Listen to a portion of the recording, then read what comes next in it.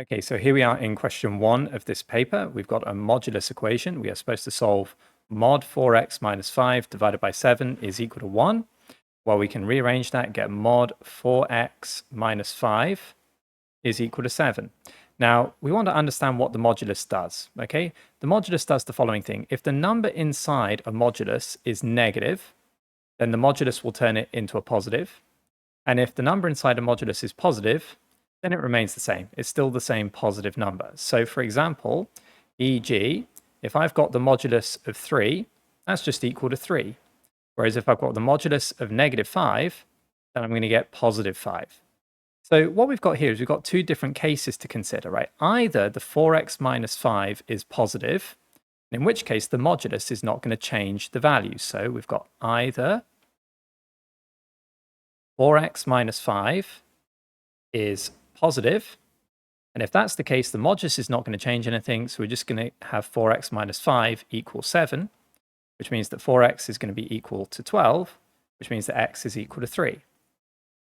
But we have another alternative to consider as well. The 4x minus 5 could be negative, so or 4x minus 5 is negative. And if it's negative, then what's going to happen is the modulus is going to turn it into a positive number. Well, how could it turn a negative number into a positive number? Well, you can imagine it times it through by negative 1. We get 4x minus 5 times by negative 1. So if this thing here is a negative number, then the negative times by negative will become a positive, right? So that's like the action of the modulus turning it into a positive number. And so then we can say we've got minus 4x plus 5 is equal to 7, which means that minus 4x is equal to 2, which means that x is equal to minus a half. Okay, so those are our two solutions. Now, I think also it's just helpful. I notice a lot of students do the following thing, right? If they see, for example, the modulus of 4x minus 5, then they're tempted to write that this is equal to 4x plus 5. Why do they think that? Well, because what they learn is that the modulus takes a negative and makes it into a positive, right? But that's a misunderstanding, right? It doesn't take negative signs and turn them into positive values. What it does is it takes negative values and turns them into positives. What I mean by that is if the entire number or the entire thing inside the modulus is a negative, then it will turn it into a positive. Okay, so what we're saying is, in this case, if the whole of 4x minus 5, if that whole thing is negative, then this whole value will become a positive, right? And the way we're saying that's going to happen is if we multiply it by negative 1. All right, well, I said there's another way to do it as well. I think it's well worth doing, is if we've got the modulus of 4x minus 5 is equal to 7, then we can just square both sides. And why does that work? Well, because if you imagine if we square both sides, what we're doing is if we've got a negative number, we just turn it into a positive that way. Okay, so let's expand this. We're going to get 16x squared minus 20x twice, that's minus 40x, plus 25 is equal to 49. Okay, and if we do a bit of subtraction, we're going to get 16x squared minus 40x. 25 minus 49, that is going to be minus 24. And we can simplify this by dividing through by 8, right? So that would be 2x squared minus 5x minus 3 equal to 0. And we can factorize 2x x there. Looking for two numbers to multiply together to give negative 3. And I think that will be negative 3 and positive 1 there. Is that right? Yeah, that looks right, because 2x times by negative 3 is minus 6x, and then plus 1x gives you negative 5x. So then we end up with two solutions. Therefore, 2x plus 1 is equal to 0, which means that x is equal to minus a half. Or, alternatively, x minus 3 is equal to 0, which means that x is equal to 3. So notice that what we get is we get the same solutions, negative a half and 3, just as we had with the first method. Okay, what I recommend, generally speaking, is just square both sides. I think it's the easier way to think about it, but it is up to you, and I would encourage you to try to understand the first method and what it means about the modulus. Okay, part B. Diagram shows the graph of y equals mod 3x plus 9. By drawing a suitable graph on the same diagram, we want to solve the inequality. Mod 3x plus 9 is less than or equal to x minus 5. Well, that means we're going to want to draw out this modulus graph as well. So how do we draw a modulus graph y equals mod x minus 5? Well, the first thing to do is to just draw the graph y equals x minus 5. And so that's going to be a graph with gradient of 1 that goes through the y-intercept at minus 5. I was to draw that on. It's going to start here at minus 5. I'm going to go through 5 like that, I think. Something like that. Ish. Okay. Now, what does the modulus do? Remember, the modulus takes negative values and turns them into positives. So this thing here is going to be reflected in the x-axis like that. And the positive values remain the same. So what we're going to have is we're going to have this bit reflected. So it's going to look something like that. Okay. So what have we got? Well, let's first just eliminate the bit that we're not interested in. So we're not interested in that. Okay, so this thing here in blue, that is our graph y equals mod x minus 5. Okay, now what is the question asking here?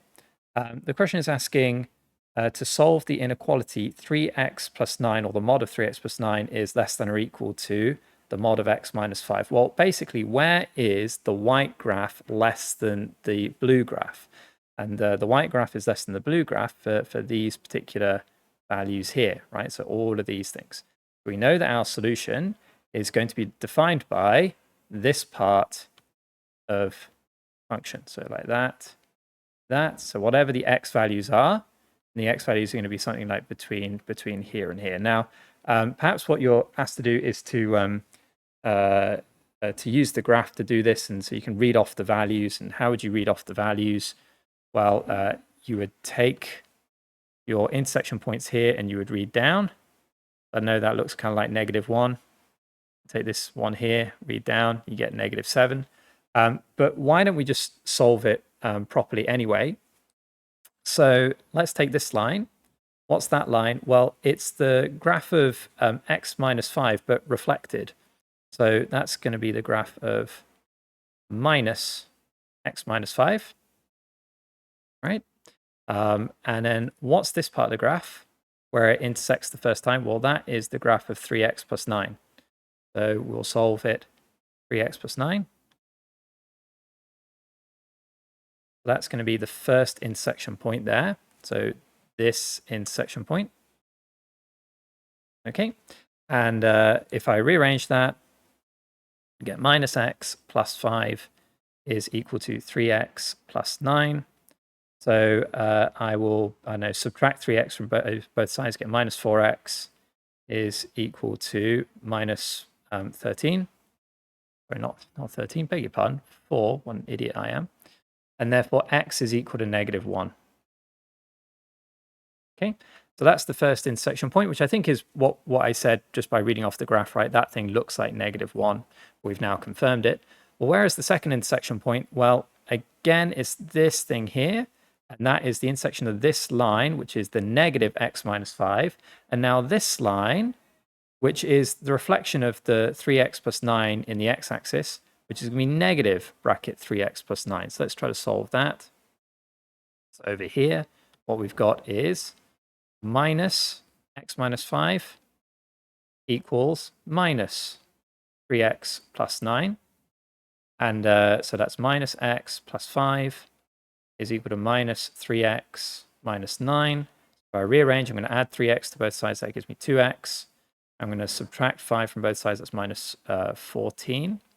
Okay, so x is equal to -7. And let's just have a look at the graph, see whether that was right. Yeah, okay. And that's kind of what I think what I said earlier, just by looking at the intersection. So what I'm going to do is just going to check the mark scheme. I'm going to see how they ask you to do it. If we just go down, let me see. You get 1 mark for drawing the correct graph, and you get 1 mark for the values of -7 and -1.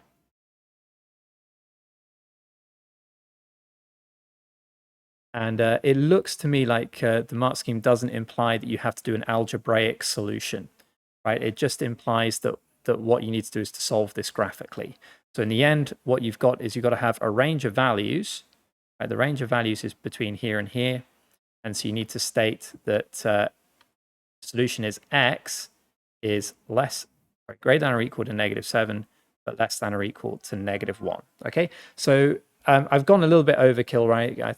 I want to try to teach you as well how to do this if you had to do it algebraically. But the key thing is to sketch the graph, to understand how to sketch a modulus graph, and then to look at the intersection points. Okay, all right. Okay, so here we are in question 2. We want to write this expression here in this form where a, b, c, and d are all integers. Well, the first thing we can do is we can split up that square root. We can treat this as the square root of 98 times by the square root of x to the power of 12. Okay, and we're going to still divide this by 3 plus the square root of 2. Okay, well, the square root of 98, well, we can simplify that. We can treat that as the square root of 49 times by 2. And the square root of x to the power of 12, well, the square root can be rewritten as x to the power of a half. So we've got x to the power of 12 to the power of a half, again, divided through by 3 plus root 2. Now, here's a good thing to clarify some of the indices rules, I think. So firstly, as we've already stated, if I've got a to the power of a half, that's equal to the square root of a, or the more general rule, if I've got a to the power of 1 upon n, that's equal to the nth root of a. Next rule is if I've got a to the power of x, all to the power of y, then I multiply the powers, that's a to the power of x times by y. Well, okay then, this thing here, if I've got the square root of 49 times by 2, I can rewrite that as the square root of 49 times by the square root of 2, and using there a square root property that the root of a times by b is equal to the root of a times by the root of b. Now I'm just going through it nice and slow, just for the sake of those of you all who are not so confident. Okay, with x to the power of 12 to the power of a half, we do a 12 times by a half, so we get x to the power of 6, and then this is all divided by 3 plus root 2. Okay, so what do we got so far? We have got root 49, which is 7, so we've got 7 root 2 times by x to the power of 6, all divided by 3 plus root 2. Well, okay, now what we've got is we've got a square root term on the denominator, so what we want to do is we want to get rid of that, and the way we do that is we multiply top and bottom by something called the conjugate. Now, what is the conjugate? Well, if we've got here 3 plus root 2, the conjugate of that is going to be 3 minus root 2. Okay, and the other way around, if we had 3 minus root 2, then the conjugate would be 3 plus root 2. So basically we replace plus with a minus or minus with a plus. So if we multiply that on the bottom, we've got to do the same thing on the top. So let's expand. And on the top, we're going to get 7 root 2 times by 3. So that's 21 root 2 x to the power of 6. And then we've got 7 root 2 times by minus root 2. Well, root 2 times by root 2 is 2. And then 2 times by 7 is 14. So that's minus 14 x to the power of 6. Okay. And then we're going to divide all this through. Well, 3 times by 3 is 9. Then we're going to get 3 times by minus root 2, which is minus 3 root 2. Root 2 times by 3, which is plus 3 root 2. Then root 2 times by minus root 2, well, root 2 times root 2 is just 2, so we get minus 2. Guys, as well, just another general rule I think it's worth stating.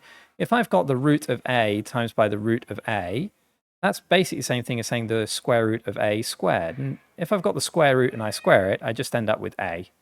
Okay, so just, again, clarifying that for some of you all. Now, what's convenient about this? Well, these things are going to cancel. And so what we're going to be left with on the bottom is we're going to be left with 7. So this is 21 root 2 minus 14 times by x to the power of 6, I'm factorizing that, all divided through by 7. And of course I can cancel further, because 21 divided by 7 is 3, so this is 3 root 2. 14 divided by 7 is 2, so that's just 2 there, x to the power of 6. Well then let's just go back to our question. So a root b plus c, so our a is going to be 3, our b is going to be 2, our c is going to be negative 2, and our d is going to be 6. So that's going to be our final answer.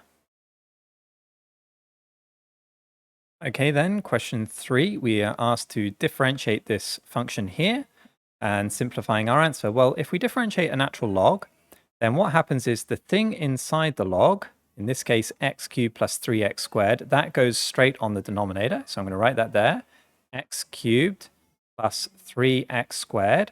And then you take that thing, you differentiate it, and you put it on the numerator. So if I differentiate x cubed, I get 3x squared. If I differentiate 3x squared, I'm going to get 6x. Well, I need to simplify this. One of the ways I can simplify straight away is divide top and bottom by x. So if I do that, that's going to become x to the power 1. The x disappears there. It's going to become x to the power 2. And that's going to become x to the power of 1. So I can rewrite that as 3x plus 6 all divided by x squared plus 3x. And if I wanted to as well, I could factorize and write that as 3 bracket x plus 2 all divided through by x bracket x plus 3. Okay, so that's simplifying the answer as much as possible. All right then, well, hence what we want to do is we want to find this integral here, the integral of x plus 2 over x bracket x plus 3. Well, basically the key with these kind of questions is the word hence, right? In other words, this question is following on from the part that came before. So what did we learn in part A? We learned that if we differentiated this thing, we got that thing, which means that if we were to integrate this thing, then we are reversing differentiation, we're going to get that thing. So that's what I'm going to write.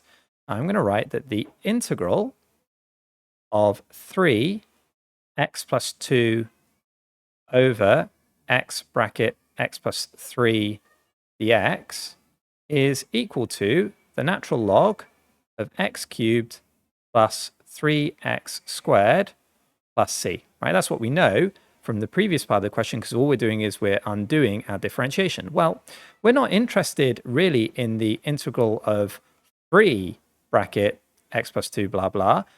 We want to get rid of that 3 because we're asked to integrate this thing. Well, how are we going to do that? Well, we just divide both sides by 3. So what I'm going to get is the integral of x plus 2 bracket x plus 3 dx is equal to a third of the natural log of x cubed plus 3x squared plus c. And even though it's c divided by 3, we don't really care about that because c is just a constant. It's an unknown constant. So c divided by 3 basically means the same thing. Okay, now these questions, I strongly suggest you do exactly as I've done, right? Which is you want to rewrite your part A as an integral. So you take the thing that you differentiated, write it as an integral, and set it equal to the thing that you were asked to differentiate. And then all you've really got to do with each of these questions, you've got to try to rearrange this in some way so that you get the thing that you are asked to integrate. Okay, then question 4, which is a factor theorem, remainder theorem style of question. We've given a polynomial here, and we want to show that x equals -4 is a root of the equation of p of x is equal to 0. What is a root? A root is basically an x-intercept. And what that means is if you take the value and you substitute it into the polynomial, then what you should get is you should get 0. So that's exactly what we're going to do. We're going to calculate p of -4. And what that means is we're going to get 2 times by -4 cubed. Now, -4 cubed is going to be -64 plus 11 times by -4 squared, which is going to be +16, plus 22 times by -4, well, that's going to be -88, plus 40. So what we're going to get here, that's going to be -128, plus 11 times by 16. In fact, actually, if I'm doing this in my head, what I'm going to do is I'm going to factorize everything through by 4. So 4 bracket 2 times by -16 plus 11 times by 4 minus 22 plus 10. So what I'm going to get there is 4 bracket -32 plus 44 minus 22 plus 10. And hopefully what we can see is that's all going to simplify. So -32 plus 44, that's plus 12. And 12 plus 10 is 22, minus 22 is 0. So what we've shown is that the whole thing is equal to 0. Sorry about that. I just don't have my calculator right now. So I had to do that using my head. But the key point is you just substitute in x is -4, and what you should get is you should get 0. All right, then. So part B is we want to factorize the polynomial and show that p of x equals 0 has no other roots. Well, if we know that x is -4 is a root, then we know that x plus 4 is a factor. So let me just state that. We've got the factor theorem. Factor theorem basically states that if x equals a is a root of p of x, then what that means is that x minus a is a factor. Okay, and this is actually vice versa, right? If x minus a is a factor, we also know that x equals a is a root. This is a really key piece of information that you need to remember, need to understand. So that in this question, right, if we're told that -4 is a root, then that means that x minus -4 is also a factor. So in this case, x plus 4 is a factor. All right, then, how are we going to deal with this? Well, we're just going to divide our polynomial p of x through by x plus 4. So 2x cubed plus 11x squared. So 2x cubed plus 11x squared plus 22x. Was it plus 20x? Let me just double check that. 22x plus 40. And then what we're going to do is we're going to divide this all through by x plus 4. Okay, then, well, how do we do this? Well, essentially, this thing here is what we call the leading term, and we take that leading term and we divide it by the first term of this divisor. So if we've got 2x cubed and we divide it by x, what we get is 2x squared. We then take this term here and we multiply it through by x plus 4, and that's going to give us 2x cubed plus 8x squared. Okay, then what we do is we subtract off. So if we've got 2x cubed minus 2x cubed, we get 0. And 11x squared minus 8x squared is 3x squared. So this thing here is 3x squared. And we've still got our 22x and our plus 40. Okay, then, this is our new leading term. So we're going to take that 3x squared, and this time we're going to divide it again by x. And so if we've got 3x squared divided by x, that's 3x. We then take that 3x, and we do the same thing. We multiply it through by the divisor, x plus 4, which is going to give us 3x squared plus 12x. And again, we're going to subtract off. If we subtract off in this case, 3x squared minus 3x squared is 0, as we expect. 22x minus 12x is 10x plus 40. And so 10x is our new leading term. We divide it through by the x. And if we do 10x divided by x, we get 10. And so again, we multiply our 10 by x plus 4. We get 10x plus 40. And this will subtract off to give 0, as we expect. If you do not get a 0 here, you have gone wrong. What does this mean? Well, if we take our polynomial p of x and we divide it by x plus 4, we get this thing here. Now, another way of writing that information is as follows. We can say that this means that if we've got p of x, if we got p of x and we divide it by x plus 4, then what we're going to get is 2x squared plus 3x plus 10. 2x squared plus 3x plus 10. That's what we've just shown. Well, that means that p of x can be written as this. If I multiply both sides by x plus 4, I can write my polynomial as x plus 4 times by 2x squared plus 3x plus 10. Okay, well then the question says, I want to factorize and show that the polynomial has no other real roots. So what does that mean? Well, it means that this factor here, this quadratic factor, has got no solutions. And when does a quadratic have no solutions? Well, when b squared minus 4ac, the discriminant, is equal to 0. So if is less than 0. So if b squared minus 4ac, if that thing is negative, if b squared minus 4 is negative, then there will be no solutions to the quadratic. So our b in this case is 3, and our a is 2, and our c is 10. So let's just plug that in to the discriminant. So we're going to get 3 squared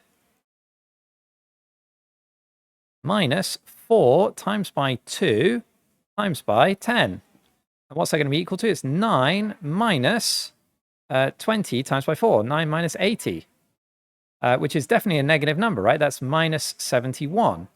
And so because that's a negative, we can therefore say the quadratic does not have any other solutions. Therefore, P of x has only one real solution or real root, which is that x is equal to -4. Okay, so this is question 5, a combinations permutations style of question. We've got a gardening group has 20 members and a committee of 6 members is to be selected. Anwar and Bo belong to the gardening group, and at most one of them, right, at most one of them can be on the committee. How many different committees are possible? Well, before I even start this question, usually the big issue for most students is this combinations or is it permutations? Okay, and the way to understanding that is basically to understand whether order matters or not. So for permutations, order matters. That's the big thing, right? And for combinations, order does not matter, right? Does not matter. Now, what do I mean by that?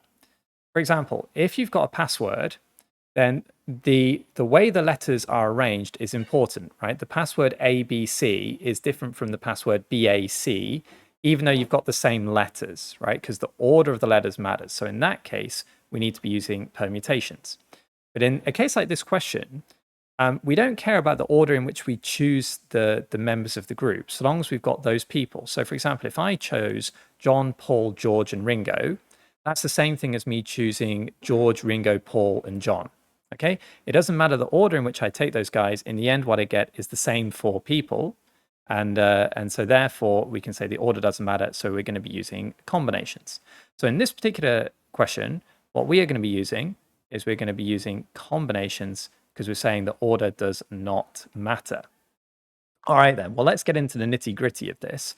There are 2 ways we can think about this. Okay, so if Anwar and Bo belong to this group, and at most one of them can be on the committee, there are sort of 3 ways this can happen, right? So either neither Anwar or Bo, or you can have Anwar but not Bo. That's case 1, case 2.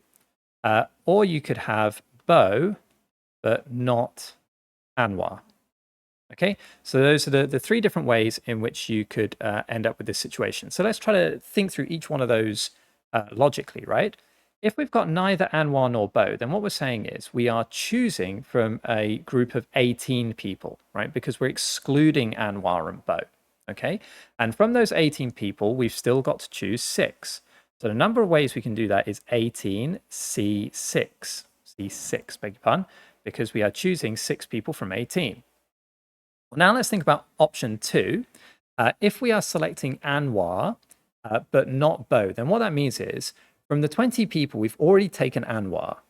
So we've got 19 people left, and we want to choose 5 people. But the thing is, out of those 19 people, we can't choose Bo, right? We're not allowed to choose him. So actually what we're choosing from is 18 people, and we're selecting 5. So this is going to be 18C5. And the same logic applies for this one here, right? So if we're going to have Bo but not Anwar, then what we do is we imagine we've taken Bo already. We've put him in our committee. So what we've got is we've got 19 people left to choose from, and we're choosing 5 from those people, but we can't choose Anwar. So actually we don't have 19 people to choose from. We've just got 18 again. And so what this is going to be is 18C5. So if we take all of these, and we calculate them, we're going to get 18C6. So 18C6, that's 18564. 18564. And 18C5, so 18C5, 8568. 8568. 8568. Okay. Now, what are we going to do with these? Well, we're going to add them up. Now, the question is, well, why are we adding them up? Because what we've got here is we've got 3 different cases. Okay, so we've got either this case, or this case, or this case.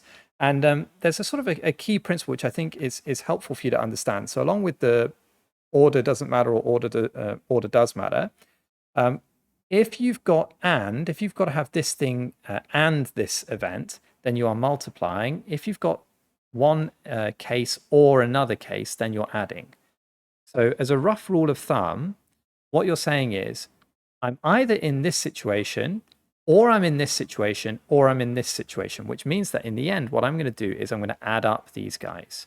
If I add up these guys, then what I'm going to get is 3, 5, 700, right? So 3, 5, 700 ways of doing this. Now, as I said, there's actually another way of thinking about this question, right? Which is to say, really what we've got is also there's a fourth option, isn't it, right? We had the option, there's either the case where you've got neither Anwar or Bo, or you've got Anwar and not Bo, or you've got Bo and not Anwar. Well, there's kind of like a fourth case, which we can consider, which is where you have got both Anwar and Bo. Right, so let's think about that. If we've got both Anwar and Bo, how many ways could we do that? That's going to be 18C4. Now, why is it 18C4? Because if you think about it, we've got 20 people to choose from, but we've already chosen 2 of them, right? So we've taken Anwar and Bo out. So we've got 18 people now left to choose from, and we've only got 4 people remaining to fill into the committee, right? Because there are supposed to be 6 people, but Anwar and Bo are already on there, so we've got 4 people remaining. So there are 18C4 ways to do that. So that's going to be equal to 3060. Now then, we could ask the question, well, how many ways could we arrange it if there were no restrictions? So if there were no restrictions, in other words, we were completely free to choose how we could have our committee, then that's going to be 20C6, right? Because we're just choosing 6 people from 20 people. The number of ways I could do that, 20C6, is 38760. 38760. Now, if you just think about it, all of these 4 options here are the only 4 possible options that we could have. And that they should therefore sum together to give this thing here. Let me just kind of restate that. Either we're in the situation, case 1, where we've got neither Anwar nor Bo, or we're in case 2, where we've got Anwar but not Bo, or we're in case 3, where we've got Bo but not Anwar, or we're in case 4, where we've got both Anwar and Bo. In other words, those are the only 4 possibilities involving Anwar and Bo that there could be. There's no like 5th or 6th possibility. That's it. So what that means is if we were to add up all of those 4 cases, then what we should get is we should get this number, which is the total number of arrangements that were possible if there are absolutely no restrictions on us at all. So therefore, what we can do is we can actually say we've got cases 1, 2, and 3 by taking this number away from that number. So we can do 38760 minus 3060. If I do that, minus 3060, what I get is 35700. And 35700 is exactly the same answer as we got up here, right? So we've got kind of 2 ways where we get the same number, and that should be quite reassuring because it confirms. So in other words, guys, the fast way to do this is say, okay, we're going to, instead of considering where we've got at most 1 person, what we're going to do is we're going to consider the kind of the other case, the one we're not talking about really, which is where we've got both of them on board. Okay, if both of them are on the committee, how many ways can we do that? That's 3060, and we just subtract that from the total number of ways that we could form the board, and that will give us our answer. Okay. Part 2 of this question.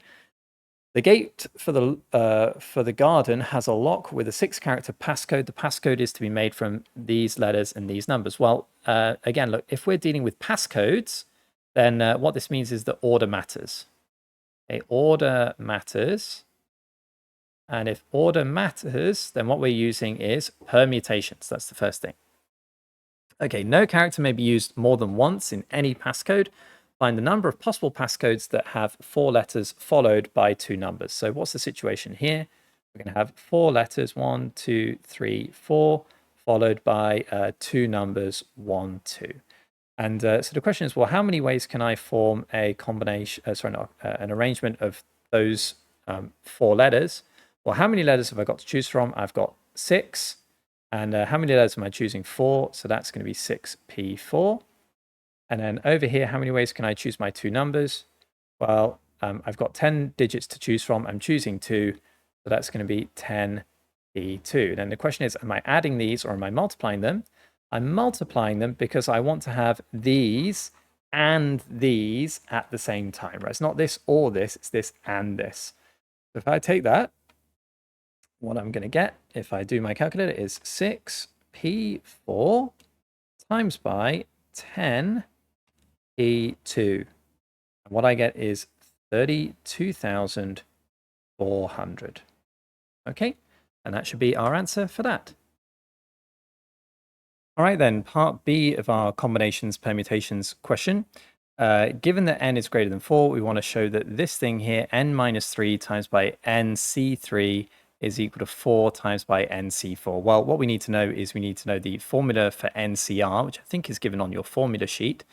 NCR is equal to n factorial over r factorial times by n minus r factorial. So what we're going to do is we're going to take the left-hand side of this particular equation, which is n minus 3 times by nc3.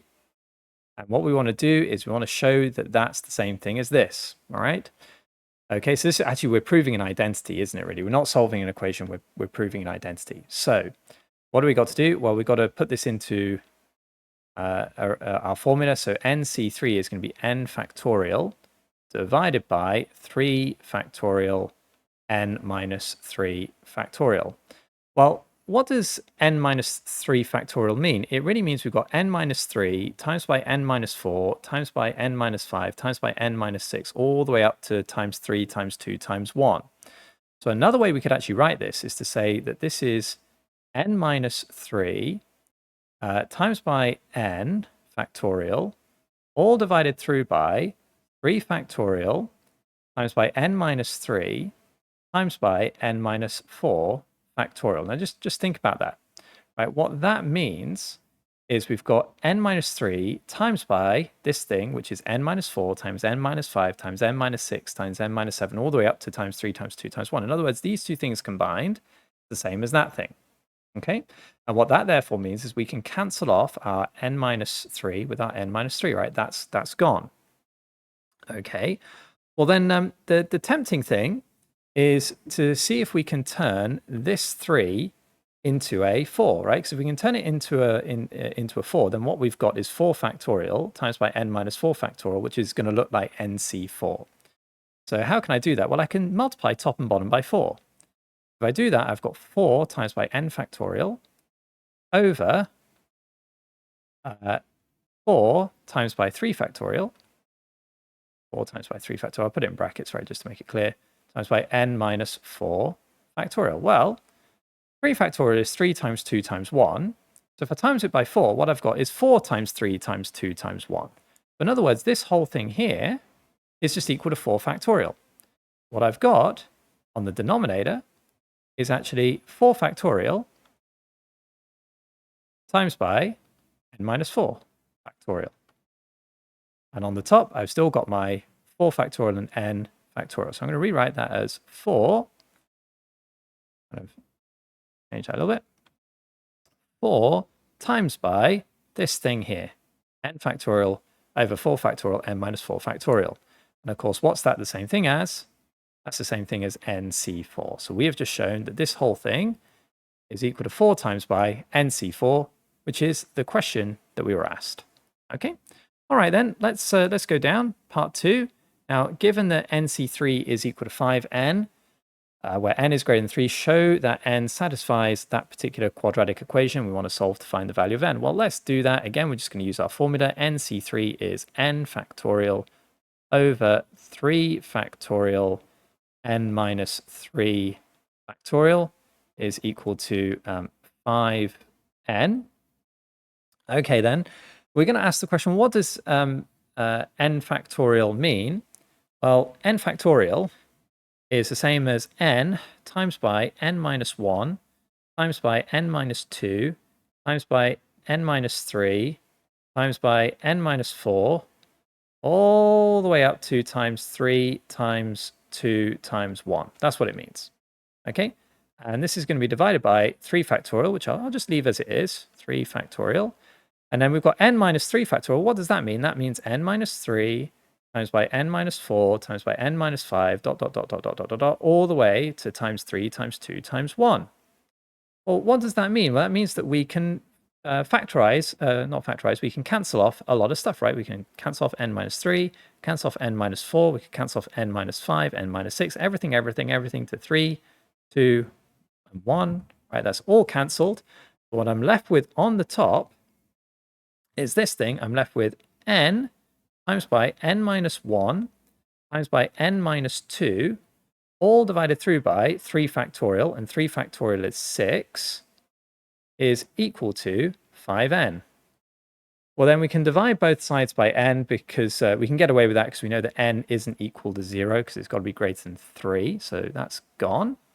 And so therefore what we've got here is n minus 1 times by n minus 2 must be equal to 30. So we can now expand this bracket. N squared minus 2n minus n plus 2 is equal to 30. And if we rearrange that, we're going to get n squared minus 3n minus 28, I believe is the same thing that we were asked to show. Yeah. So then what are we going to do? Well, we're going to factorize that quadratic. So we're going to get n here and n here. We're looking for two numbers that are going to multiply together to give negative 28. They're going to add up to give negative 3. I think that's going to be 7 and 4, isn't it? Or some combination thereof. So minus 7 and plus 4, right? We can double check that. Because 4 times by negative 7 is negative 28. And negative 7 plus 4 is negative 3. So that's right. So we've got two solutions. Either n plus 4 is equal to 0, which means that n is equal to negative 4. Or we've got n minus 7 is equal to 0, which means that n is equal to 7. Well, hang on a moment. If we're using NCR, then we can't have a negative number here, right? So that is definitely excluded. And we're also told in the question that n must be greater than 3, I believe. Yeah. So this thing here, n equals 7, is our answer. Okay. Okay, so here we are in question 6. The diagram shows the curve y equals 5e to the power of 2x minus 3. That's that thing there. The curve meets the y-axis at the point A, and the tangent to the curve at A meets the x-axis at the point B. We want to find the length of AB. Well, probably a good idea to just draw on what we're interested in here, right? We want to draw on the tangent to the curve at A, so it's going to be something like that. Okay, and so where's the point B going to be? Well, the point B is going to be this thing here. So how are we going to find that point? Well, the first thing we've got to do is we've got to find the tangent line, this blue line here. How are we going to find the tangent line? Well, we're going to need to know this coordinate A. So let's start with finding that coordinate. Now, if A is the y-intercept, it's the point where x is equal to 0. So we're going to start with that. So the y-intercept is where x is equal to 0. In my videos, by the way, I often state this, but I don't always explain it. It's probably just worthwhile explaining this. All right, let's take this coordinate here. That coordinate is 0, 0. This coordinate is going to be 0, 1, 0, 2, 0, 3, let's say, 0, 4, 0, 5, and 0, negative 1, 0, negative 2, and so on and so forth. So what do we learn about the y-axis? On the y-axis, the x-coordinate is always 0. So if we're trying to find the y-intercept, what we're really saying is, please find the y-coordinate where the x-coordinate is 0, right? That's what we're doing. Okay, so I'm going to substitute that into our equation. So we're going to get y is equal to 5e to the power of 0 minus 3. Okay, and what is e to the power of 0? Well, e to the power of 0 is just 1. So we've got 5 minus 3, which is equal to 2. So the coordinate here, the coordinate of A, is the point 0, 2. Okay, well, now that we've got that coordinate point, we can find the tangent at A. Well, what are the two things we need to do to find the equation of any line? We need, firstly, a coordinate point. And we've just said that we've got that coordinate point. It's 0, 2.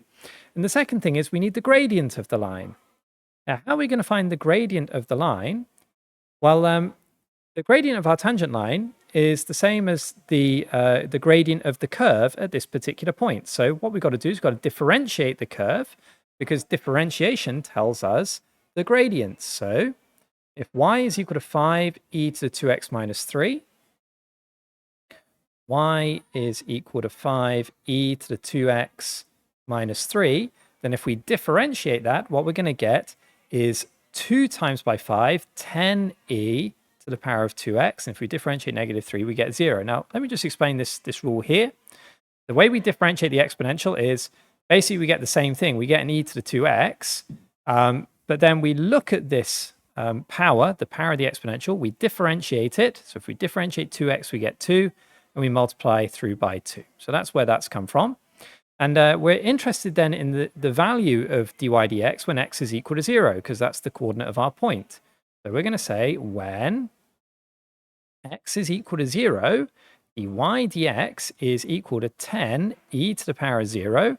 And as we said, e to the power of 0 is 1, so we've got a gradient there of 10. Okay, so now what we've got is we've got a gradient and a point. Right, so the gradient of our tangent is 10, the point is 0, 2. So we can find the equation of the line. How are we going to do that?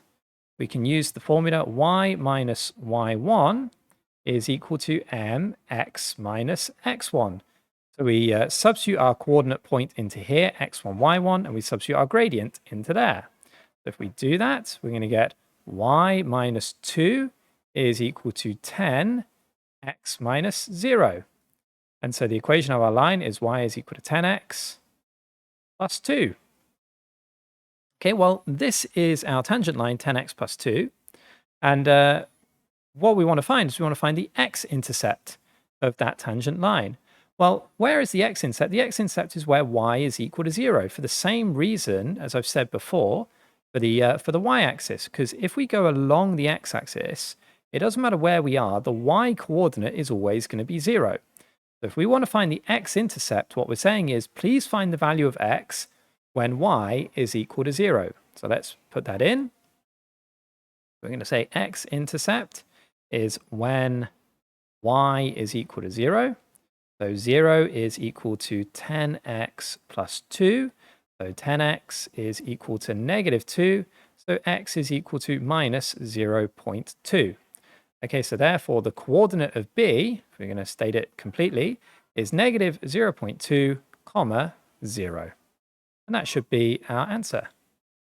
Well, hang on, I just need to remember actually what the question is here, because it's not our answer. The question was not to find the coordinate b, the question was actually to find the length of AB. So do beg your pardon there. If we want to find the length of AB, then we're going to use the formula for the length. So if we've got the length of any line, in this case AB, then that's equal to the square root of x2 minus x1 all squared plus y2 minus y1 all squared. But really what that is it's just Pythagoras, isn't it? Right? Because what we're saying is basically we've got a right angle triangle. Right? This is our right angle triangle. And the length of this side here is a length of 2, like that. And the length of this side here is 0.2 or 2/10. Okay, so if we want to find the length of AB, then effectively what we're saying is, okay, the length AB squared is equal to 2 upon 10 squared plus 2 squared. If we do that calculation, we get 4 upon 100 plus 4.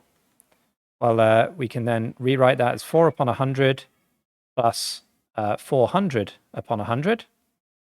So we end up with 404 upon 100.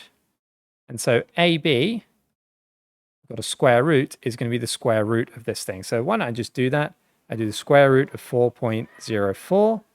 And what I get is 2.009. So 2.01, the 3 significant figures. Okay, and that then is our final answer. All right, question 7. We've got the variables x and y are related in this way. We want to use differentiation to find the approximate change in y as x increases from here to here, where h is small. Now, with an approximate change question, basically you've got to remember one key formula, which is that delta y over delta x is approximately equal to dy dx, which is the gradient of our tangent, computed at the point that we're interested in. So I guess I'll call that point A. Okay. Now, let's try to interpret this. We're being asked to find the approximate change in y. So that means we are being asked to find delta y. So we want to find delta y. Okay. And as x increases from 0.1 to 0.1 plus h. Now that tells us two things. Firstly, the place where we're starting is 0.1. So our a in this case is going to be 0.1. Okay. And our h, or our dx rather, is h, because that's a small increase in x. So we want to find delta y.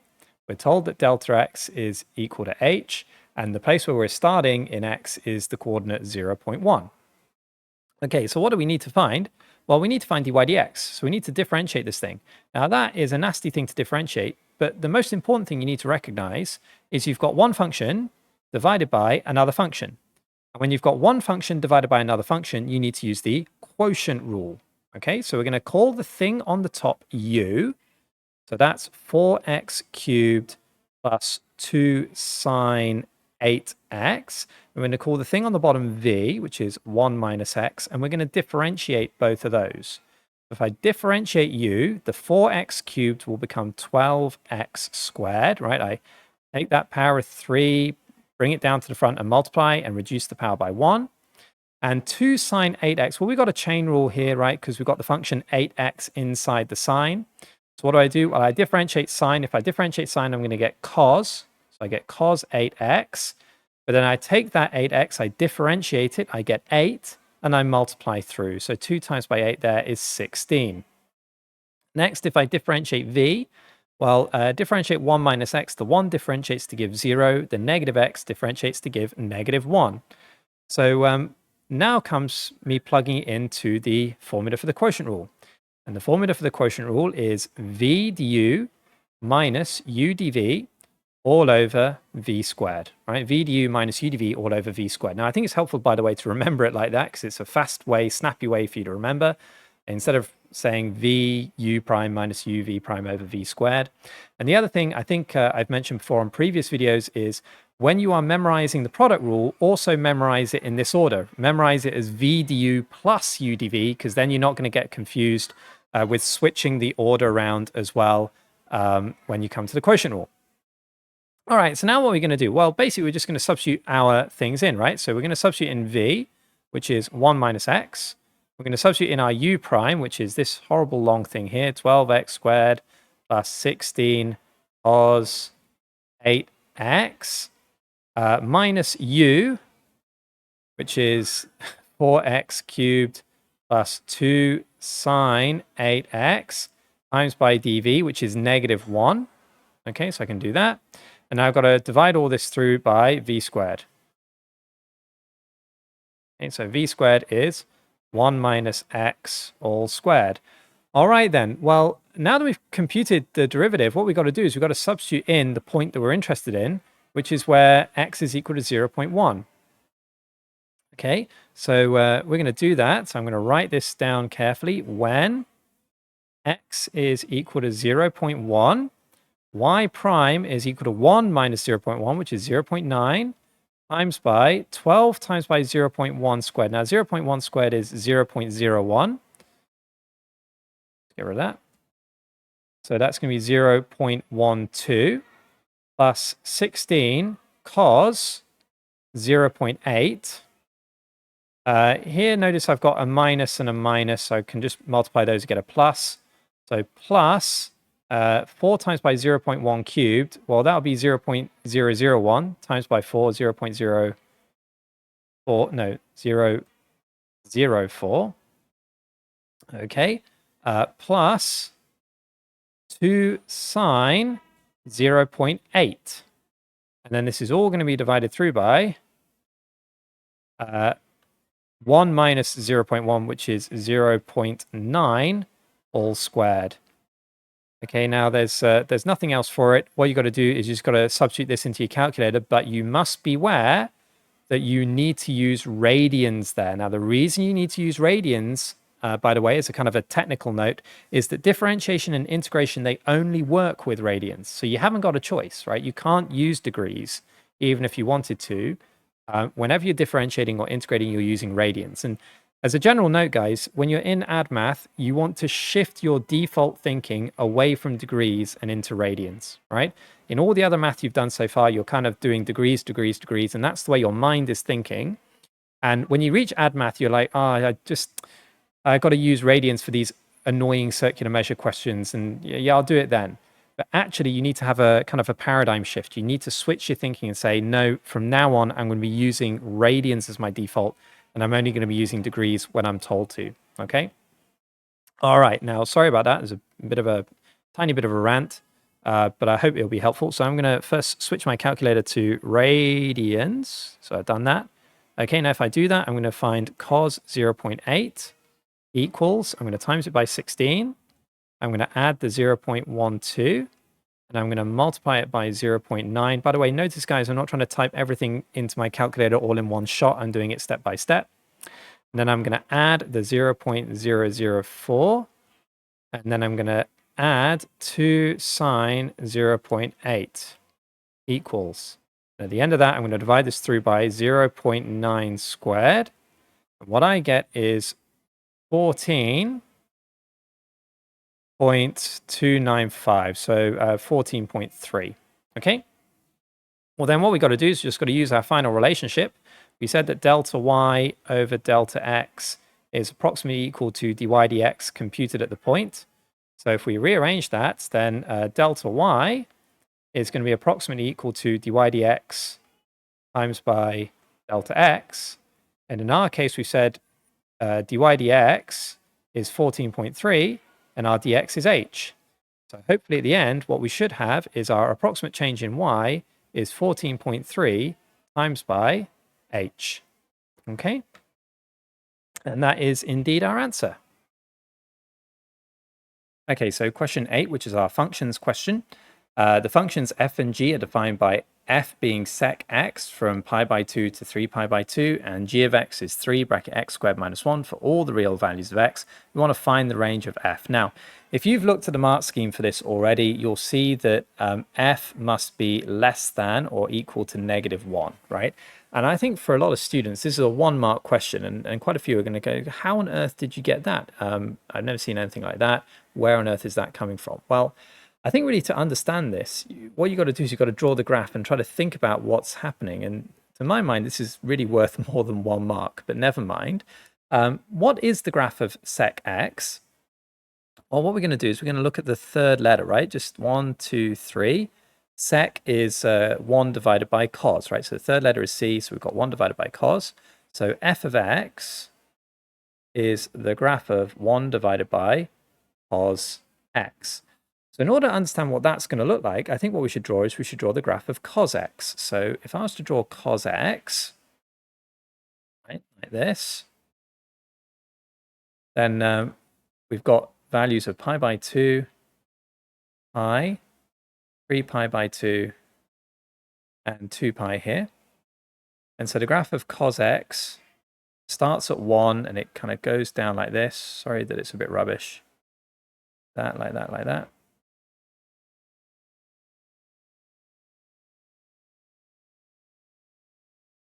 Okay, so that's the blue graph. That's y equals cos x. Well, now imagine what would happen if I took that graph and I did 1 divided by it. Okay, so here, if I did this value and I did 1 divided by 1, and what I get is I get 1. So that's that. But then imagine that I went down here to a fractional value. Let's say that's y is equal to a half. Well, if I did 1 divided by a half, then I'm going to get 2, right? Because 1 divided by a half is 2. And as I get smaller and smaller fractions, right, as imagine if I go down to here where y is equal, let's say 0.1, I'm going to get 1 divided by 0.1, which is 10. So this graph is going to grow like that. But of course, we can't divide through by 0. So once we get to cos x equals 0, then 1 divided by that is undefined. So actually what we get here is we get an asymptote. Okay, like that. Well, then we can ask ourselves the same thing for the negative values. So let's take this value here, for example. If at this value cos x is equal to -1, so what's 1 divided by -1? Well, it's -1. Okay, but again, if we were to ask, for example, what happens when cos x is equal to negative a half, well then 1 divided by negative half is going to be negative 2. And again, what we're going to get is we're going to get 1 divided by fractions that ends up with a graph looking like this, right? Because if you think about it over here, what I've got is, say, negative 0.1. So if I do 1 divided by that, I'm going to get negative 10, which is down here. And again, what I'm going to get is when the cos x is equal to 0, 1 divided by it will be undefined. So I'm going to get asymptotes there as well. So the graph of sec x actually looks like this. Okay, that weird looking graph there. So this is the graph y is equal to sec x. Now we're told in the question that the function f is defined from pi by 2 to 3 pi by 2. Right? So we are somewhere, we are exactly here. So that's our domain. So what's our range? Well, the range is the values of y that the function can take. So what values of y can the function take? Well, it's everything from negative 1 all the way down, right? Because we go from down to negative infinity like that. So the range, remember, means the y values, and the y values is everything basically from here down, which means f is less than or equal to negative 1. Okay? I think a lot of these functions question, guys, are actually really quite hard, and they're worth very few marks. But in order to really understand them, then what you've got to do is you've got to really think about what's going on, and sketching them is going to be very helpful. Okay, so let's move on to part 2. So we want to solve the equation f inverse x is equal to 2 pi upon 3. Well, then, in order to do that, we need to actually find the inverse function. So if we've got f of x is equal to sec x, okay, then the way we find the inverse function is we are going to be replacing the x with y, or rather we are rearranging so that we get x in terms of y. So how can we rewrite that? Well, y is equal to 1 over cos x. And so cos x is equal to 1 divided by y. And therefore x is equal to the cos inverse of 1 upon y. So therefore, our inverse function, if we replace the y's with x's and x with y's, our inverse function is cos inverse 1 upon x. Okay, so now we just got to go up here. We want to solve where this is equal to 2 pi upon 3. So we're being asked to solve where is cos inverse x equal to cos inverse 1 upon x, beg your pardon,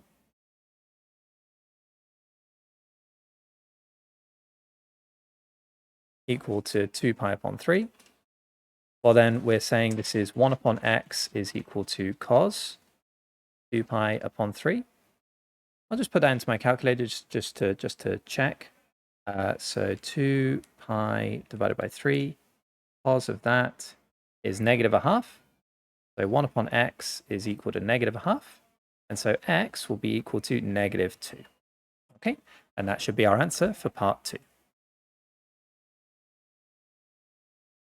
Okay, then we're in part 3 of this question. Given that GF exists, we want to state the domain of GF. Now, what does GF mean? It means G of f of x. This is a composite function, which means we're putting the function f of x inside of g of x. Now, notice this is only worth 1 mark because all you've got to really do is try to understand what's happening here. If I'm putting the function f inside of the function g, then actually the domain of this whole thing is going to be determined by the domain of f. Right? So if I look at the domain of f, the domain of f was defined at the top as being between pi by 2 and 3 pi by 2. Okay, so the domain of this whole composite function is just going to be the same thing. X must be between pi by 2 and 3 pi by 2. Okay, all right then. Well, now I want to solve the equation g of f of x is equal to 1.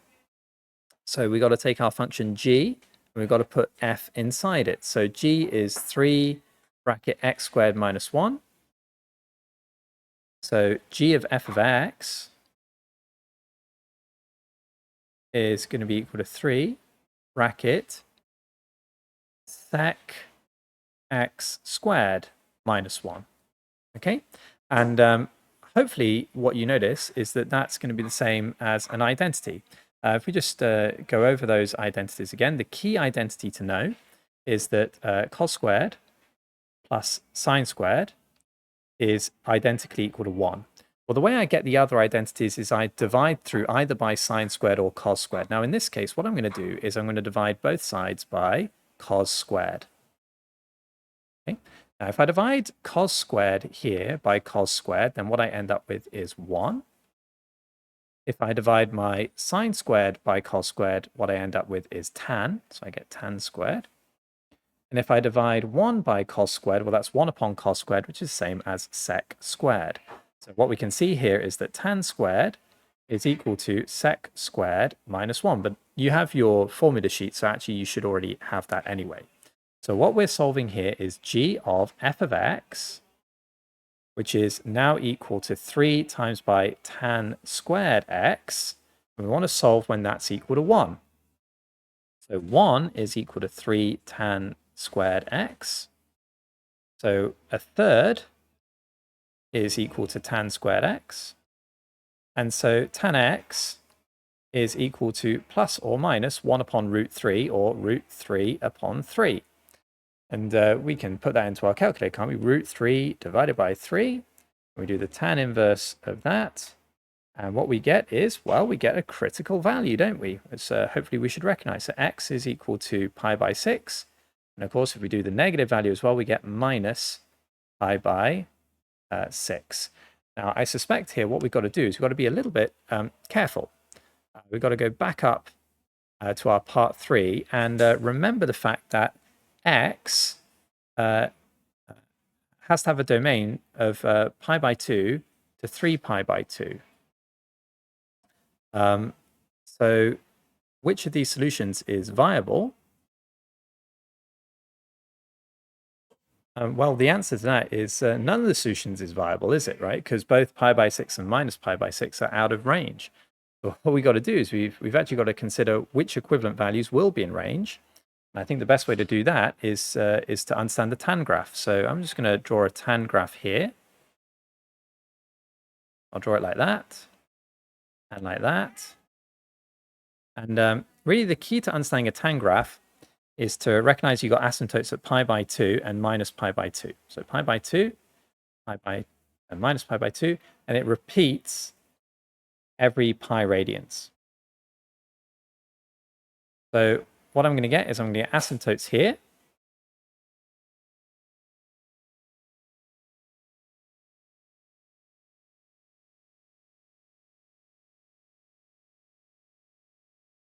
That.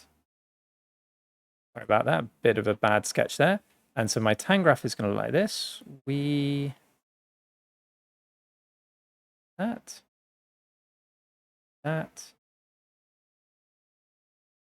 Okay. And so we're trying to solve where tan is equal to root 3 upon 3. So that means we're solving where the line intersects here and minus root 3 upon 3, which is there. So we just indicate that onto the graph. So this is plus root 3 upon 3. This is minus root 3 upon 3. Okay, so the intersections that we found were here and here. So this was pi by 6 and minus pi by 6. Well, what we've got to do is we've got to find the next intersections, which are here and here, inside the domain that we're interested in. And how do we get there? Well, we add pi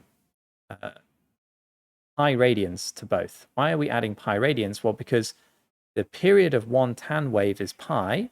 So what we're doing is we're just moving one wave to the right. We're moving along to the next wave. We're going to take this thing pi by 6 and we add pi. We get 7 pi upon 6, beg your pardon. 7 pi upon 6. And then we do the same thing with minus pi by 6. If we add pi, we're going to get 5 pi by 6. So actually, our real solutions for this are not pi by 6 and minus pi by 6, right? But they are 5 pi by 6 and 7 pi by 6. Now, that is a very, very subtle distinction. I think a lot of students are going to miss out on, but you need to really understand that the clue to that is given in the previous part of the question, which is here. Okay? All right. Hope that was helpful. Okay, so part B of this question The function h is defined by h of x is ln 4 minus x for x is less than 4. I want to sketch that function and hence sketch the graph of y equals h inverse x. I want to show the position of any asymptotes at any points of intersection. Okay, well, when we're sketching a log graph or a natural log graph, what we're really interested in is 2 points, which is the x-intercept of the graph and in the asymptote of the graph.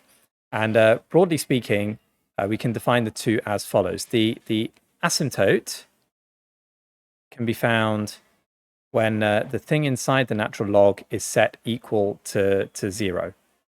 So what we're going to do is we're going to define that as 4 minus x is equal to 0. And therefore, x is equal to 4. So rearrange that. 4. And how do we get the x-intercept? Well, the x-intercept is found by setting whatever's inside the log equal to 1. So I can write that as 4 minus x is equal to 1, which means that x is going to be equal to 3. Okay, well, if we've got those two things, then we should be able to have a pretty good idea of what the graph is going to look like. So if I go down and I was to sketch my graph,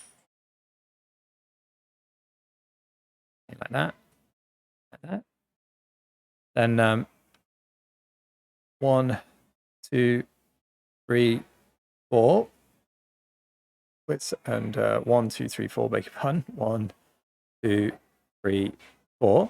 Then we're saying that we've got an asymptote where x is equal to 4, which is going to be this thing.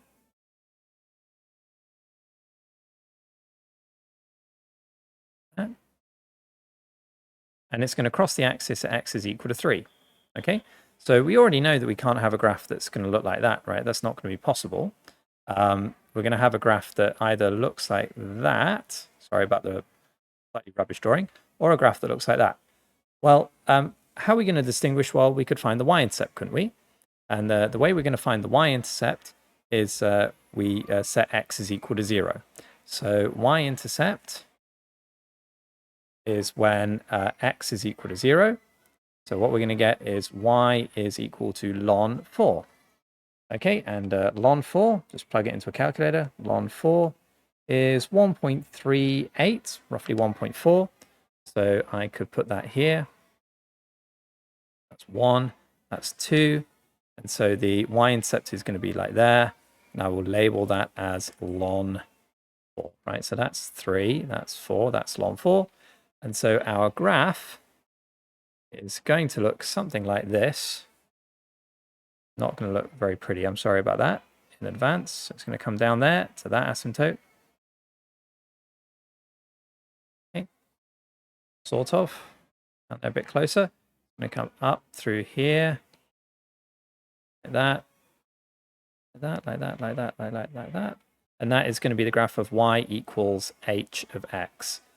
Okay, then if we wanted to sketch the inverse, okay, then how are we going to sketch the inverse? Well, basically inverses are a reflection in the line y equals x. So if I draw the line y equals x, let's try to draw it like that. Ish. That's a bit better, isn't it? That's the line y equals x. The inverse function is going to be a reflection. So this coordinate here, the x-intercept is going to become the same thing as the y-intercept if it's reflected. So that's going to go to there. This coordinate here, the y-intercept will become the x-intercept, which will go there. So this x-intercept here is going to be ln 4. And the asymptote at x is equal to 4 will become an asymptote at y is equal to 4. So y equals 4, let's say, is there. So I can draw that asymptote on like this. Sorry about that, bit rough, bit rough. That's roughly it. Okay. And so if I was to sketch my graph on now, I know that it should look something like, I come from here, follow that asymptote, go through there, the y-intercept at 3, I go through here. It's not a great graph, is it? At ln 4, and it's going to come down like that. Okay, sorry, it's a bit rough, but that's really the key idea. Okay, which is to show your x-intercepts and y-intercepts for both of the graphs respectively, and they are reflections of each other. You want to show the asymptotes, and you want to show its reflection in the line y equals x. I'm just going to go back up, by the way, to this thing here. I kind of stated very quickly that asymptotes are given when you set the thing inside the bracket equal to 0, and x-intercept is when you set the thing inside the bracket to 1. I just want to kind of demonstrate that very quickly. If you've got the graph of y equals ln x, okay, so here's the graph of y equals ln x, and hopefully what you know is that that is going to look like this. Okay, that's y equals ln x. And it's got an x-intercept at 1. Why has it got an x-intercept at 1? Well, the x-intercept is always where y is equal to 0. So we're solving 0 is equal to ln x, which is the same as x is equal to e to the power of 0, and anything to the power of 0 is 1, right? So the x-intercept is where x is equal to 1. So for all other long graphs, we can just say take the thing inside the log, put it equal to 1. That will give you the x-intercept. Where are you going to get your asymptote? Well, the asymptote here is the y-axis, which is the same thing as the line y is equal to 0. Why is that? Well, because basically the thing that goes inside your natural logarithm can get closer and closer and closer and closer to 0, but it can never be equal to 0, and it can never be negative. Okay, why is that? Well, I suppose the way you can think about it is just rearrange this to exponential form. So that will give you x is equal to e to the power of y. And essentially, it doesn't matter what the power of y is. It doesn't matter if y is positive or negative or 0. X can never be 0 and x can never be negative, right? Because the exponential graph has got an asymptote at the x-axis. So that's the reason why your asymptote for this graph is x is equal to 0, which means that for any log graph, you can just set the thing inside the log equal to 0, and that will give you your asymptote. So I hope that that sort of explains how I did that there. Okay. Okay, then question 9a. Here we've got an integral that we've got to do. And the first thing we really want to do here is want to rewrite this in indices form, I think. So I'm going to take the integral between 1 and 8 of x plus 4 over the cube root of x and write that instead as x to the power of 1 upon 3. Okay, there's an indices rule here that I'll restate, which is if I've got a to the power of 1 upon n, that's equal to the nth root of a. Okay, so that's what I've done there. And the next thing I can do is I can actually split up this fraction. So I can say this is the integral of x divided by x to the power of a third plus 4 divided by x to the power of a third. And then what I've got here is I think, well, how can I simplify this? Well, I'm going to use another indices rule, which is if I've got a to the power of x divided by a to the power of y, then what I do is I subtract the powers. I've got a to the power of x minus y. So that's what I'm going to do there. I've got the integral of x to the power of 2/3, because 1 minus a third is 2/3. And then I can rewrite the second thing as 4x to the power of minus a third. And why can I do that? Well, we've got another indices rule, which is if I've got a to the power of negative n, that's equal to 1 over a to the power of n. Right? So we're using indices rules really left, right, and center here. Now, another point I'd just like to raise, right, is sometimes what happens is when I see students do this, they convert to indices form, and as they're doing that, they drop the integral sign. You don't want to do that, right? You keep the integral signs, that and the dx, right up until the point when you've differentiated, because what these symbols really mean is their notation that says, please integrate the thing that's on the inside. So you want to keep the symbols right up until the point where you have actually integrated. Okay? All right, so now what I'm going to do is I'm going to integrate. How am I going to do that? Well, I'm going to add 1 to this power. So if I've got 2/3 plus 1, that's going to be 5/3. So I've got x to the power of 5/3. Then I've got to divide by 5/3, but dividing by 5/3 is the same thing as timesing by 3/5. I'm just going to do that. And then I've got over here, well, if I add 1 to my power, I'm going to get x to the power of 2/3. Now I've got to divide by 2/3, but dividing by 2/3 is the same thing as timesing by 3 upon 2. Okay, so what have I got there? Well, I've got 3 times by 4, which is 12, divided by 2, which is 6. So I can just get rid of that, I think. and just say that that is 6. Now this is definite integration, so I've got to remember to include the square brackets here and to put my boundaries in, because I'm going to have to substitute these boundaries in a moment. Now, a lot of you are going to be used to using your calculator, but can I recommend that you do not do that? Once you've integrated, instead of having your expressions in terms of indices form, I think what you want to do is you want to convert back, because that will make your life a little bit easier. So let me give you another indices rule. If I've got a to the power of x divided by y, then you can kind of think of this as a to the power of 1 upon y to the power of x. And what's a to the power of 1 upon y? Well, that is the yth root of a all to the power of x. So in other words, if you've got a power which is a fraction, the denominator of that power is your root, and the numerator is you're just raising it to that power. So in this case, if you've got x to the power of 5 upon 3, the 3 here means the cube root of x, and then you're doing that to the power of 5. So I'm going to rewrite that as 3/5 times by the cube root of x all to the power of 5. And the same thing with this, I'm going to rewrite x to the power of 2/3 as the cube root of x, because that's the denominator of the power, squared between 8 and 1. So now I can substitute in. So if I substitute in 8, I'm going to get 3/5. The cube root of 8 is 2, so I'm then going to get 2 to the power of 5. Same thing, if I substitute in 8 here, I'm going to get the cube root of 8, which is again is 2 to the power of 2.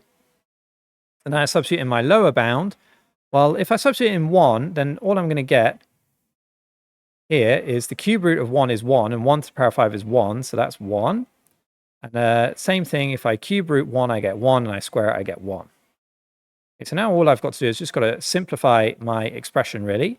So I'm going to have 2 to the power of 5, which I think is 32, isn't it? So just want to double check that, because I do get things wrong sometimes. Yeah, that's 32. So I got 3 times by 32 divided by 5, plus 6 times by 2 squared. Well, that's going to be 24, minus 3/5, and then minus 6.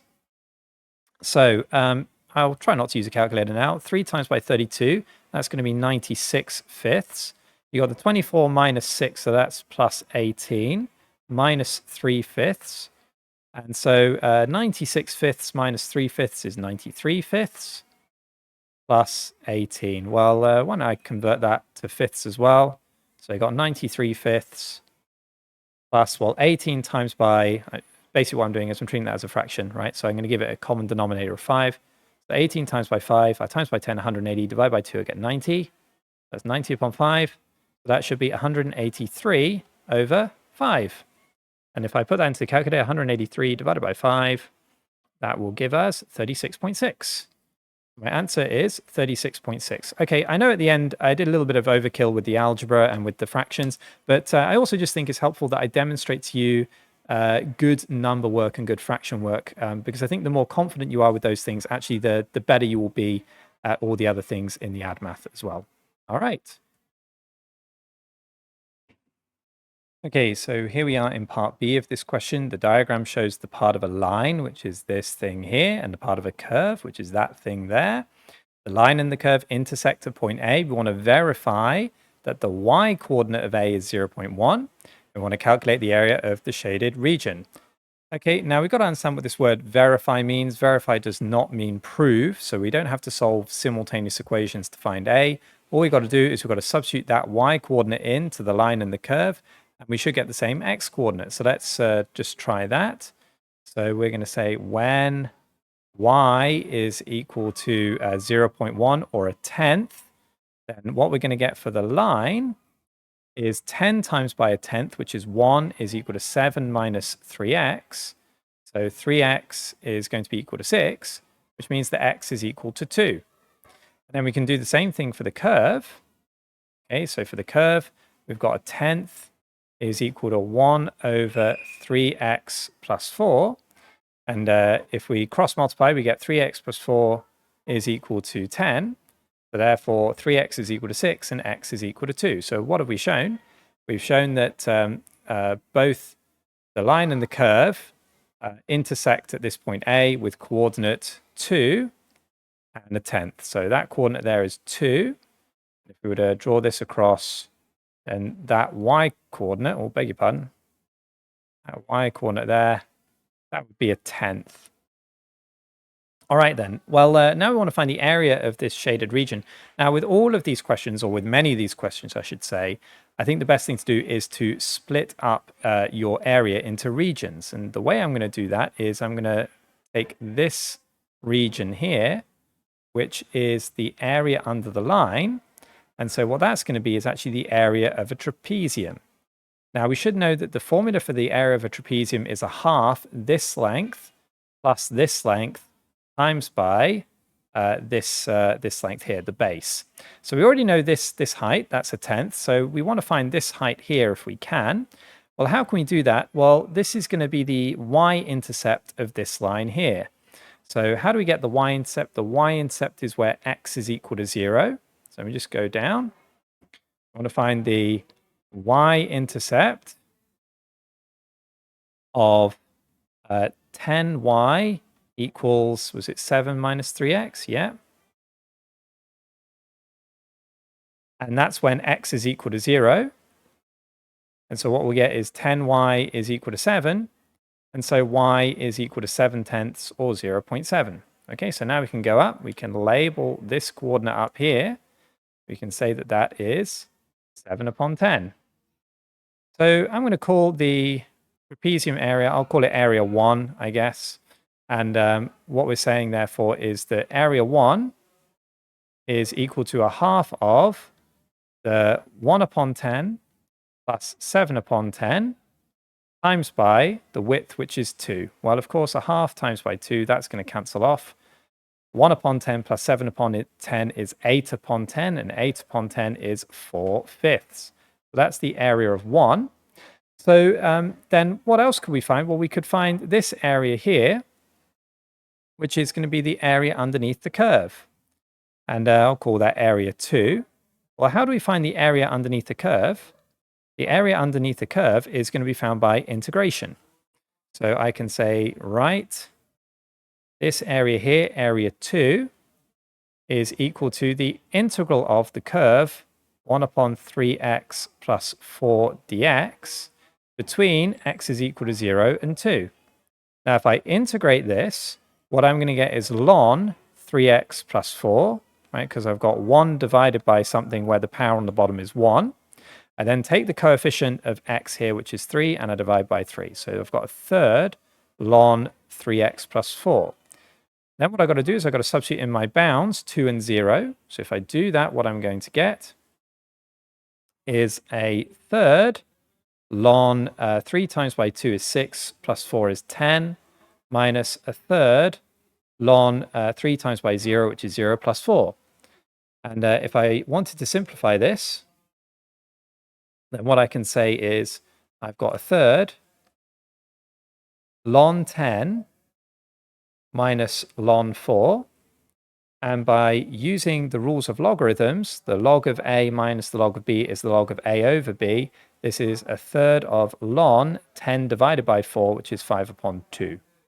Okay, so then what's my total area going to be? Well, it's going to be the 4/5, which is the area of the trapezium, minus this area here, the third ln 5 upon 2, right? Because if I take the green area and I subtract away from it the red area, what I'm going to be left with is this thing here. So I'm just going to try to key that into my calculator and see what I get.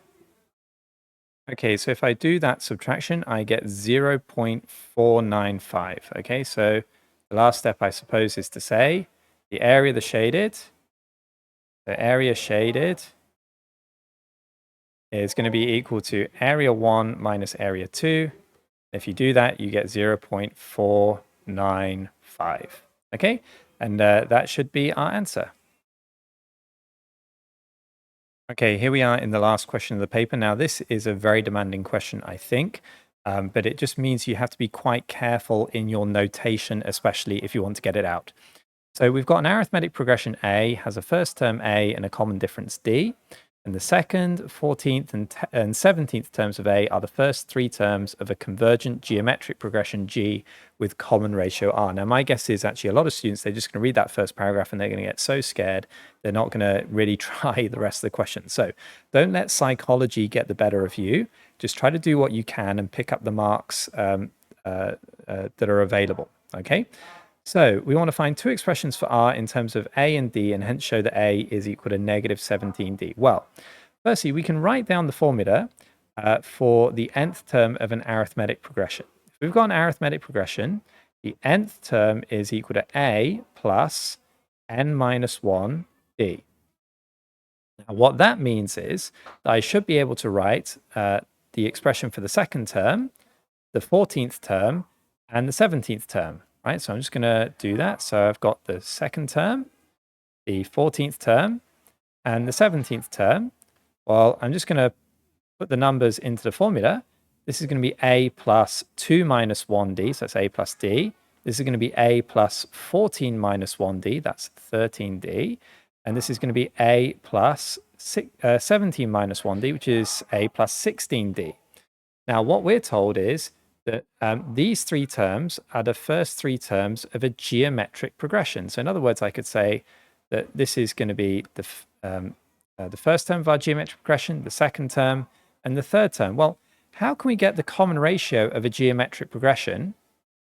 We take any two consecutive terms and we divide the latter by the former. So if I was to write that out more clearly, so let's say here what we've got is we've got a GP, okay? And the first term of a GP, we also denote as A, but I better call this something else. I'll call it Q, I think, because later on in the question it's Q.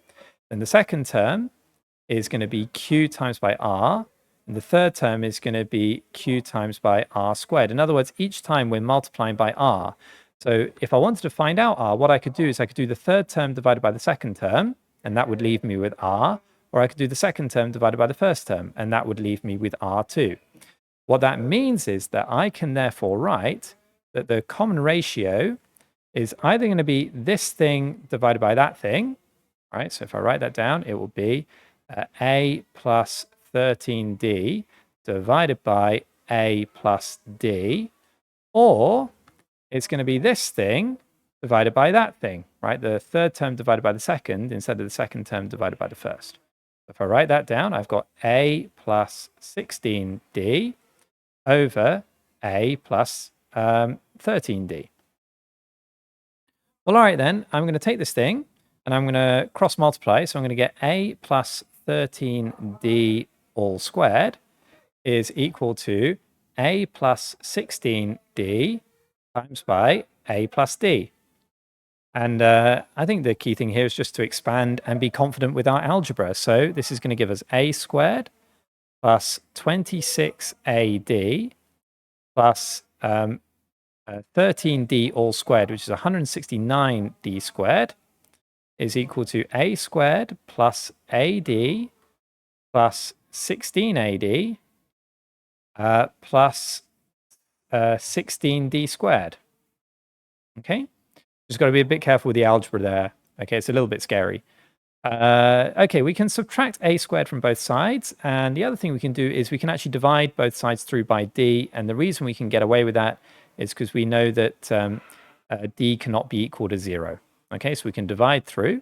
So that's going to leave us here with 26a plus 169d is equal to a plus 16a, which is 17a, plus 16d. Okay, so then I'm going to do a subtraction. So I'm going to subtract 16d from both sides. So if I do that, I'm going to get 153d, and I subtract 26 from both sides. That's going to give me minus 9a. And I want to find an expression for a. Well, if I take both sides and I divide them by negative 9, then what I should get is negative 17d. Right, so we've shown the first part that a is equal to negative 17d. Okay, all right, so now we better go on to the next part of the question. Okay, so I needed to paste in part 2 of this question. We want to find the value of r Well, we've already got the common ratio defined in the top part of the question. We've got two definitions, either this or this. So we can write R is equal to A plus 13D over A plus D. So let's do that. So R is equal to A plus 13D over A plus D. And we also know from the previous part that A is equal to minus 17D. So I can substitute into here that A is equal to minus 17D. And again, A is equal to minus 17D. Now this will simplify because on the top I get minus 4D. On the bottom I get minus 16D. So if I cancel off the D's and I divide top and bottom by negative 4, I get a quarter. So my R is equal to a quarter. Well, okay, then let's carry on to part B. The first term of the geometric progression G is Q. And the sum to infinity is 256 upon 3. We want to find the sum of the first 20 terms of the arithmetic progression A. Now, arithmetic is in bold so that you don't mistake the question and think you're doing the sum of the geometric progression. Okay, well, to do this, we need to know the formula for the sum to infinity. The formula for the sum to infinity is the first term A over 1 minus R, the common ratio. But of course, in this question, we've already used A to mean the first term of the arithmetic progression. So you need to be super careful here. What we're going to call that now is we're going to call that thing Q, okay? Because that's what we're told in the question. So don't get jumbled up with your notation. All right, well, we know that this sum to infinity is 256 over 3. So this is going to be equal to Q over 1 minus R, and we said that R is a quarter, so 1 minus a quarter is 3 quarters. Well, dividing by 3 quarters is the same thing as timesing by 4 thirds. This is 256 over 3 is equal to 4Q upon 3. And that means that if we multiply both sides by 3, we've got 256 is equal to 4Q. And then if we divide through by 4, so we get 256 divided by 4 should give us 64. So the first term of our geometric progression is 64. And the common ratio is a quarter. Okay, well, then what we want to do is we want to find the first 20 terms of the arithmetic progression A. Now, what's the formula for the sum of an arithmetic progression? Let's go over here. The sum for an arithmetic progression is n upon 2, 2a plus n minus 1 d. So what does this mean? It means that we need to know what the first term of our arithmetic progression is, and we need to know what the common difference is. Well, let's just go back up. Okay, if we go back up, now then, what are we told? We're told that the second term of our arithmetic progression is going to be the first term of our geometric progression. So in other words, this a plus d here, what we know is that that's got to be equal to the first term of our geometric progression, and we just learned that that is 64. So I can write that down. I can go over here and I can say we know that a plus d is equal to 64. And we also learned that a is equal to minus 17d. So minus 17d plus d is equal to 64. And so minus 16d is equal to 64. And so we're going to divide both sides through by minus 16. So I think that means we're going to get negative 4 there. Okay. And if d is equal to negative 4, then a minus 4 is equal to 64. So a is equal to 68. Let me just double check that. I want to make sure that I've got that right. Yeah, that looks all okay so far.